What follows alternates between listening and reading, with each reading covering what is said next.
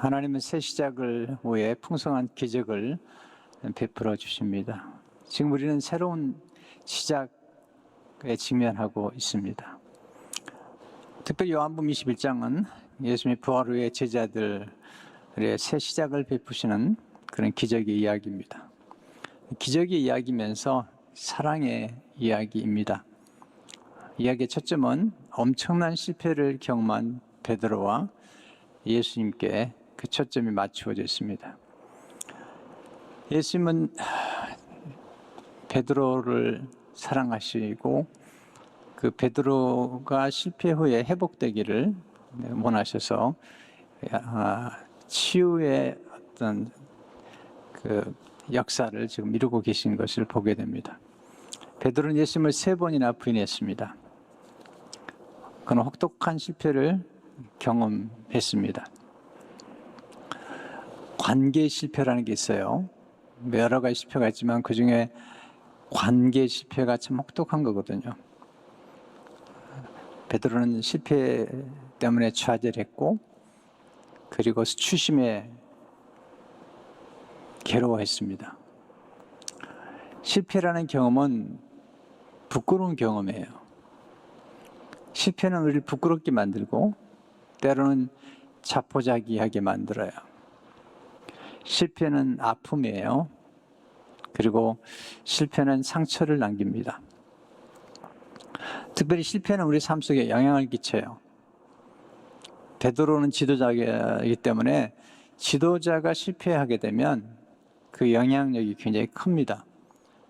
지도자는 항상 그 책임을 막중하게 느껴야 됩니다. 그런데 오늘 본문에 보면 실패한 베드로를 예수님이 찾아오셔서 그를 회복시키신 것을 보게 됩니다.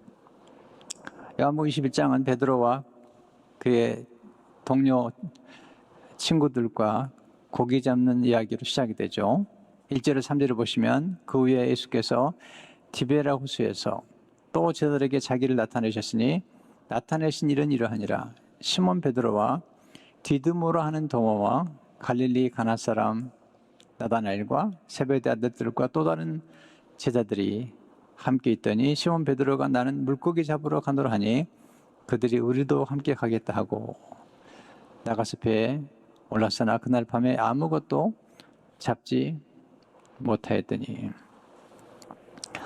베드로는 실패 후에 사명을 망각했어요. 실패가 참 우리를 괴롭히는 것은 우리의 사명을 망각하게 만들기 때문에 실패가 우리 삶에 끼치는 영향이 참 무서운 것입니다. 옛생활로 돌아갔고요. 근데 고기를 잡았는데 한 마리도 잡지 못했어요. 밤새 동안. 그 모습을 예수님이 지켜보시고 날이 새어갈 때 예수님께서 예수님의 모습을 보여주십니다. 그리고 묻습니다.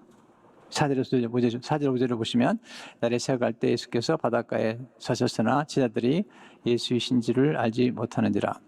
예수께서 이르시되 얘들아 너에게 고기가 있느냐 대답하되 없나이다. 예수님께서 말씀하시죠. 6절에 보시면 이르시되 그물을 배 오른편에 던지라 그리하면 잡으리라 하시니 이에 던졌더니 물고기가 많아 그물을 들 수 없더라. 풍성한 기적이죠. 첫 번째 기적 가운데 예수님께서 가나오니 잔치에서 물로 포도주를 만들 때 풍성한 은혜를 베푸시잖아요. 오늘 기적은 사실은 이제 7가지 표적 말고 보너스로 사실 기록한 그런 기적 중에 하나인 것입니다. 예수님께서 베드로와 제자들을 위해서 풍성한 물고기를 잡도록 허락해 주시고 그리고 풍성한 은혜를 베풀어 주신 것을 보게 됩니다. 자, 여기서 우리가 아주 배우는 중요한 메시지가 있습니다. 첫째로 하나님은 실패를 통해 우리가 성숙하기를 원하십니다. 예수님 베드로가 3번 부인할 걸 아셨어요. 예수님은 가룟 유다가 예수님을 팔 것도 아셨어요. 아니, 예수님은 모든 제자들이 예수님을 배신할 걸 알았습니다. 예수님께서 가장 많은 사랑을 베풀었던 제자들이 3년 동안이나 공을 들였잖아요. 근데 그들이 예수님을 배신할 걸 알았어요. 우리가 인생을 살아가면서 반드시 한 번은 공부해야 될 것 중 하나가 실패라는 과목이에요. 실패. 실패가 무엇이며 왜 실패가 찾아왔으며 또 실패가 어떻게 극복될 수 있는지 우리가 공부를 해야 됩니다. 왜냐하면 우리는 실패를 통해서 성장하고 성숙하기 때문이고 또한 실패를 극복함으로 우리가 궁극적으로 성공을 또는 승리를 경험할 수 있기 때문이죠. 자, 여기서 베드로가 실패했던 원인이 뭘까요?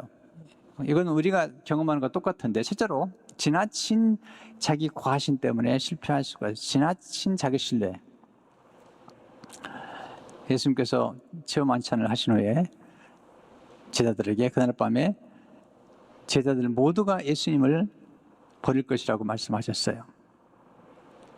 마태복음 20장 30절을 보면 그때 예수께서 제자들에게 이르시되 오늘 밤에 너희가 다 나를 버리리라. 근데 베드로가 뭐라고 반응하죠?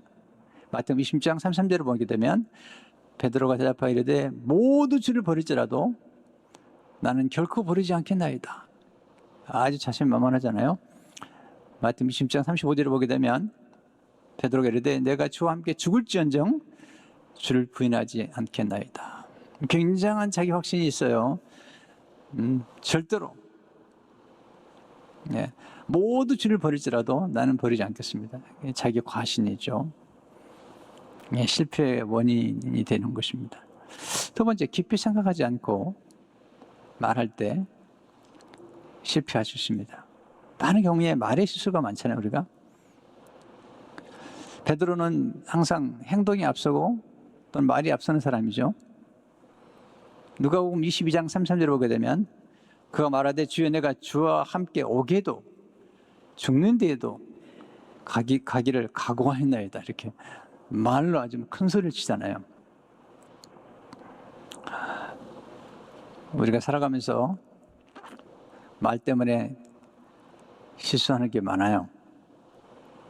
그래서 우리는 말할 때 언제나 성경적으로 생각하려고 노력해야 돼요. 그리고 이성을 잘 사용해야 돼요. 근데 지금 이 베드로의 언어는 감정 언어예요. 충동적인 언어예요. 깊이 생각하지 않은 거죠. 우리가 인생을 살아가면서 실패를 줄이려면 머리의 생각은 차갑고 가슴은 뜨겁고 말은 신중해야 됩니다. 그럴 때 우리 삶 가운데 실패를 줄일 수가 있어요. 세 번째, 자신의 한계를 망각할 때 실패할 수 있습니다. 베드로는 자신을 지나치게 믿었죠. 우리는 연약한 존재라는 사실을 알아야 돼요. 또 인간은 대단히 이중적인 존재라는 사실도 인정해야 돼요. 베드로가 무너진 것은 여종 앞이에요. 요한복음 18장 17절 18절을 보게 되면 문 지키는 여종이 베드로에게 말하되 너도 이 사람의 제자 중 하나가 아니냐 하니 그가 말하되 나는 아니라고. 그때가 추운 거로 종과 아랫사람들이 불을 피우고 서서 쬐니 베드로도 함께 서서 쬐더라. 숯불 위에서 같이 쬐면서 여종이, 그것도 문 지키는 여종이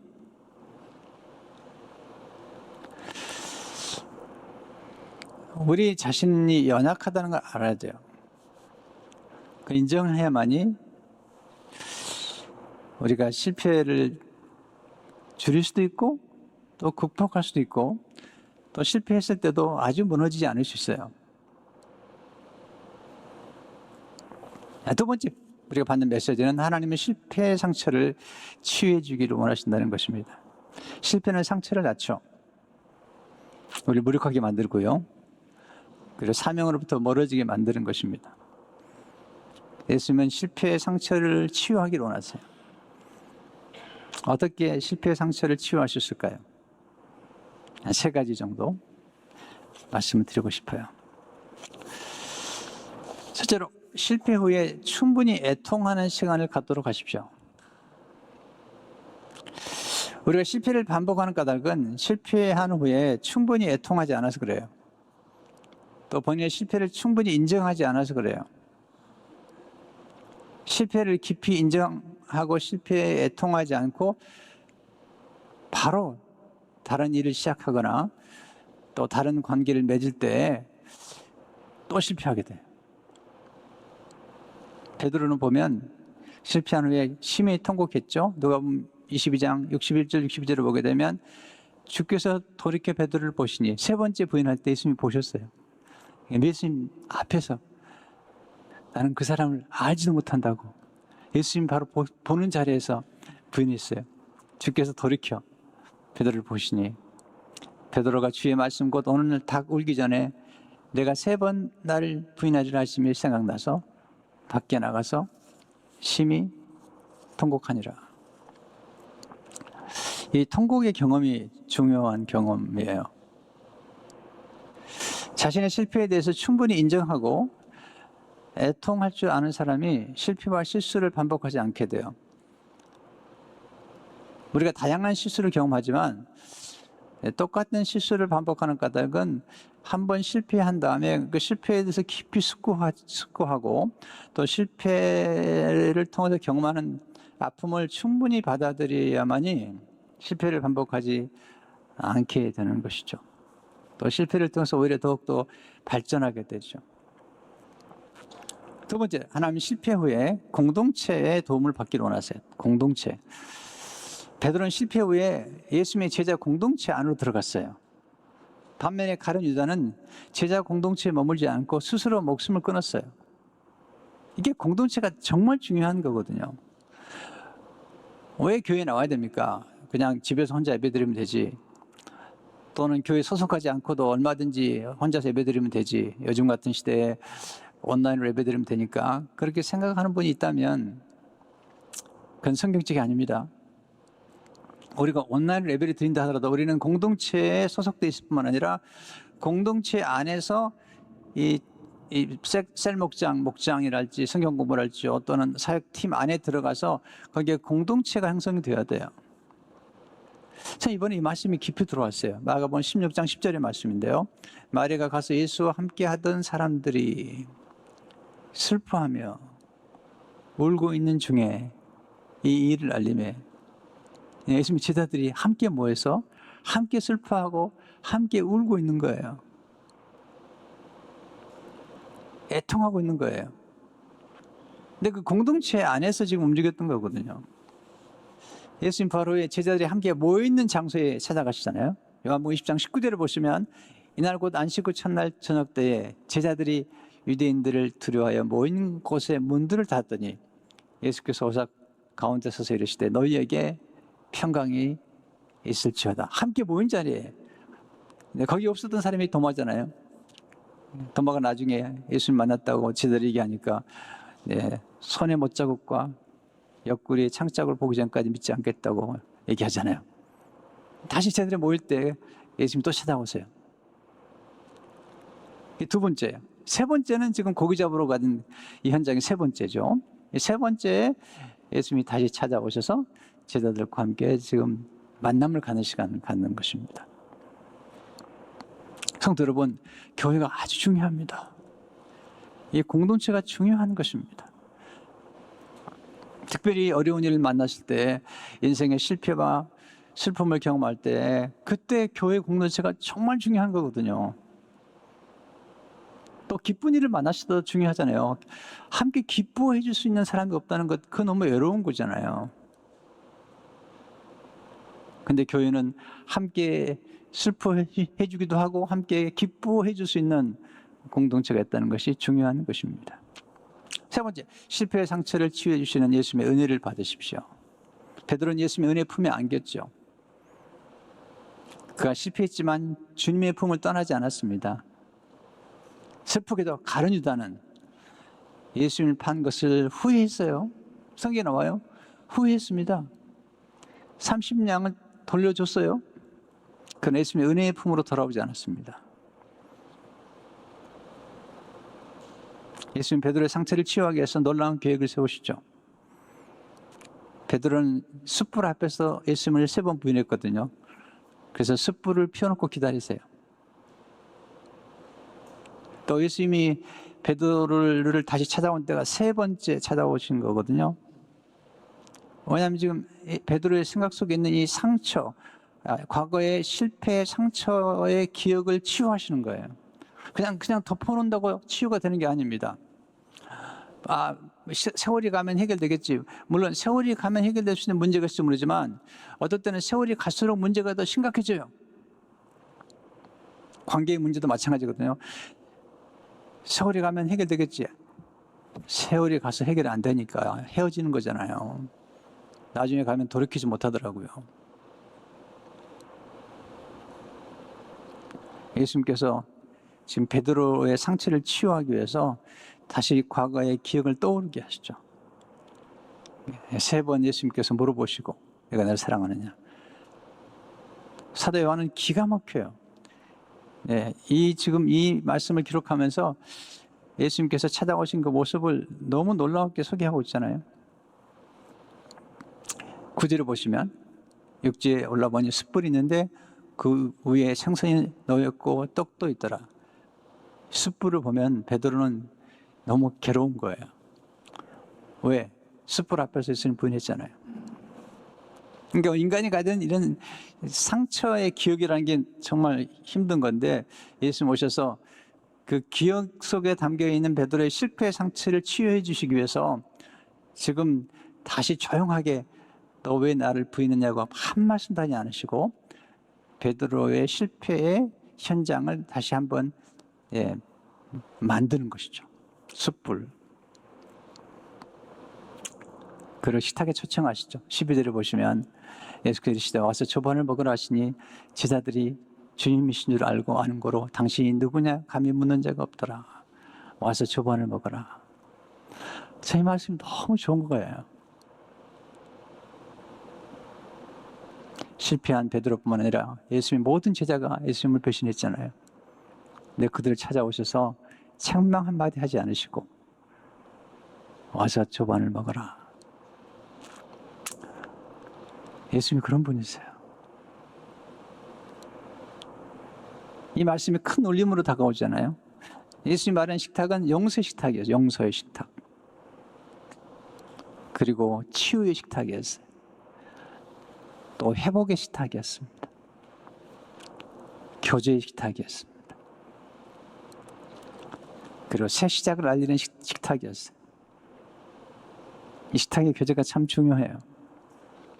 예수님은 베드로의 3번의 실패를 상기시키기 위해서 내가 나를 사랑하느냐고 3번째 물으시고 또한 이 사도 요한이 이걸 기록할 때 예수님께서 찾아오신 때가 3번째래요. 14절에 보면 이것은 예수께서 죽은 자 가운데 살아나신 후에 3번째로 제자들에게 나타나신 것이라. 이 3자라는 숫자 계속 지금 베드로의 삶 가운데 그의 상처 속에 있는 그 3이라는 숫자를 주님께서 치유하고 계시는 것을 보게 되죠. 하나님은 실패를 극복하고 새롭게 시작하기를 원하십니다. 예수님께서 사랑의 고백을 받으신 다음에 내 양을 먹이라 말씀하시죠. 요한복음 21장 17절을 보시면 3번째 이르시되 요한의 아들 시몬아 내가 나를 사랑하느냐 하시니 주께서 3번째 내가 나를 사랑하느냐 하심으로 베드로가 근심하여 이르되 주님 모든 것을 아시오매 내가 주님을 사랑하는 줄을 주님께서 아시나이다. 예수께서 이르시되 내 양을 먹이라. 3번 예수님 부인했는데 3번째 또 물어보니까 베드로가 근심해서 말씀합니다. 예수님이 제자들에게 남기신 소중한 말씀들이 좀 있잖아요. 나를 따르라. 내게 배우라. 내 안에 거하라. 그리고 가장 충격적인 건 나를 먹어라. 내 양을 먹이라. 모든 민족을 내 제자로 삼으라. 베드로가 다시 시작할 수 있던 것은 하나님의 은혜예요. 풍성한 은혜입니다. 예수님이 찾아오신 것입니다. 예수님 은혜가 함께할 때 실패까지도 감사할 수 있게 되죠. 베드로가 경험한 은혜는 뭐죠? 실패 중에 경험했던 은혜 한 네 가지, 세 가지를 기록했는데, 첫째로 예수님의 중보기 대 은혜이죠. 누가복음 22장 31절 32절을 보게 되면 시몬아 보라, 사탄이 너희를 밀가부로 타려고 요구하였으나 그러나 내가 너를 위하여 내 믿음이 떨어지지 않기를 기도하였노니 너는 돌이킨 후에 내 형제를 굳게 하라. 중보기도 하셨어요, 예수님께서. 두 번째, 예수님의 신뢰의 은혜입니다. 믿어줍니다. 32절을 보시면 너는 돌이킨 후에 내 형제를 굳게 하라. 돌이킬 걸 믿었습니다. 지속하는 관계의 비밀은 신뢰입니다. 신뢰. 베드로는 예수님을 신뢰했습니다. 또 예수님도 베드로를 신뢰했습니다. 세 번째는 예수님의 위임의 은혜이죠. 맡겼죠. 내 형제를 굳게 하라.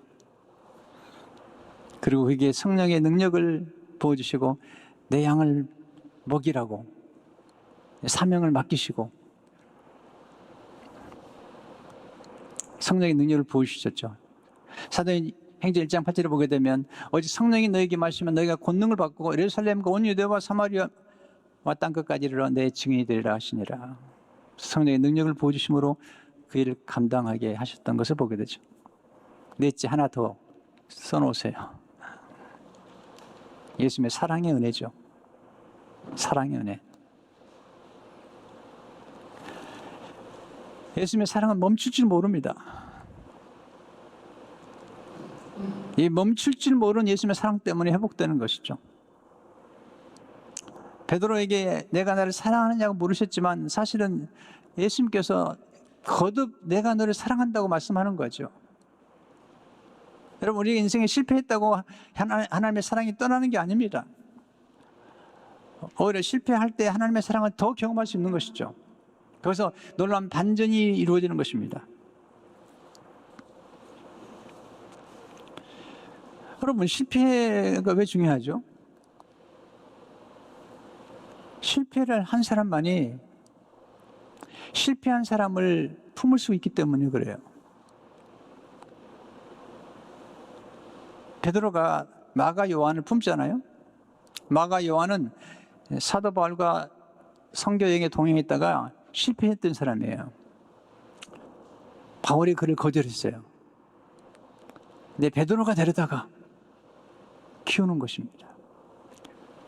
우리가 실패를 통해 배우는 것이 성공을 통해 배우는 것보다 더 많아요. 인생에 대해서 정말 많은 걸 배울 수 있는 기회가 뭐냐면 실패를 통해서죠. 진정한 성공은 실패했을 때 열정을 잃지 않고 다시 일어서는 것이죠. 윈스턴 처칠이 말했어요.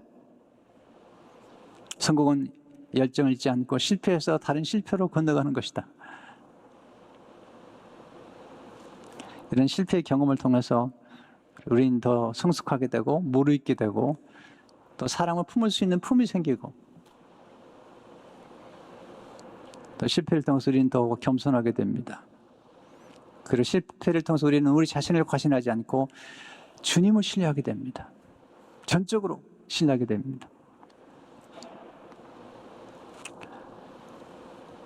하나님의 은혜는 실패한 사람을 찾아오시는 은혜입니다. 그리고 새롭게 시작하게 할 때 풍성한 은혜를 베푸셔서 새롭게 시작하기를 원하시는 것을 보게 됩니다. 성도 여러분, 우리 이제 새로운 시작 앞에 놓여 있습니다. 실패했다고 실패자가 되는 게 아닙니다. 저를 보십시오. 제가 목회에 실패했다고 실패자가 되지는 않잖아요. 제가 목사님들 모임에 갈 때마다 전 실패했던 목사입니다라고 얘기하면 다 놀래요.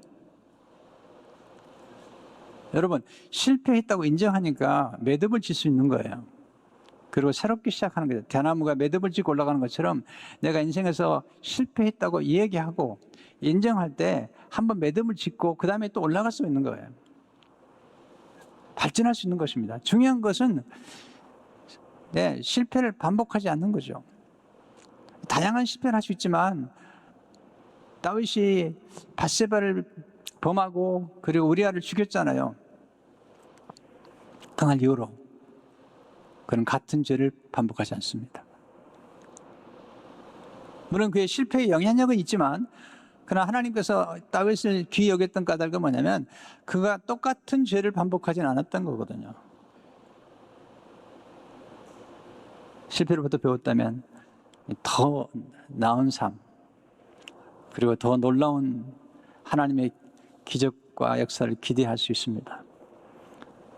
오늘 여러분들에게 이 놀라운 은혜가 함께 하시기를 주의 이름으로 축원합니다.